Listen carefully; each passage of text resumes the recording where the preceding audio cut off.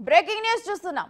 Telangana CM Revanth Reddy మీడియాతో chit-chat నిర్వహించారు. పాలనాపరమైన అంశాలతో పాటు ప్రస్తుత రాజకీయ అంశాలపై ఆసక్తికర విషయాలను వెల్లడించారు. హైడ్రా పనితీరుపై అనేక ప్రశంసలు వస్తున్నాయని, ప్రస్తుతానికి హైదరాబాద్ వరకే హైడ్రా పరిమితమైందని, భవిష్యత్తులో విస్తృతపరిచే అంశాన్ని పరిశీలిస్తున్నామని సీఎం తెలిపారు. ఎఫ్టీఎల్ బఫర్ జోన్, పార్కులు, నాలాల కబ్జాలే మొదటి ప్రాధాన్యంగా కూల్చివేతలు కొనసాగుతున్నాయని సీఎం చెప్పారు.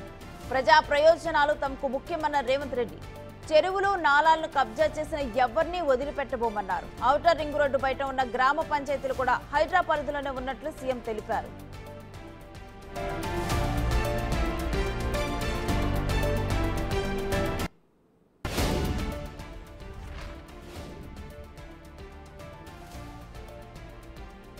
జంట జలాశయాలను పరిరక్షించడమే ప్రభుత్వ బాధ్యత అని రేవంత్ రెడ్డి అన్నారు. ఎఫ్టీఎల్ బఫర్ జోన్ పరిధిలో తన కుటుంబ సభ్యులు, బంధువులు ఉంటే వివరాలు ఇవ్వాలని, తానే దగ్గరుండి కూల్చేస్తానని సీఎం వ్యాఖ్యానించారు.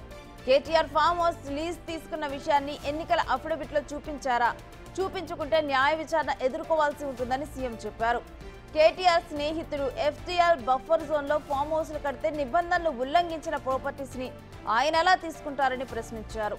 ప్రజాప్రతినిధులు ప్రజలకు ఆదర్శంగా ఉండాలన్న రేవంత్ మొదటిగా తమ పార్టీకి చెందిన పల్లన్ రాజు ఫామ్ హౌస్ కూల్చివేశామన్నారు. చెరువు, సిక్కం భూముల్లో నిర్మాణాలు చేపట్టవద్దని, వ్యవసాయం చేసుకుంటే ఇబ్బంది లేదని రేవంత్ రెడ్డి అన్నారు.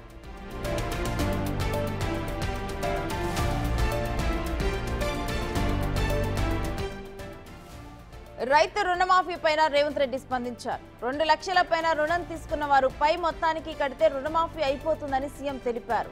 రుణమాఫీ కోసం నిధులు కూడా విడుదల చేశామని గుర్తు చేశారు. హరీష్ రావు, కేటీఆర్ ప్రతి ఇంటికి వెళ్లి రుణమాఫీ కాని వారి లెక్కలు సేకరించి కలెక్టర్ ఇవ్వాలని సీఎం కోరారు.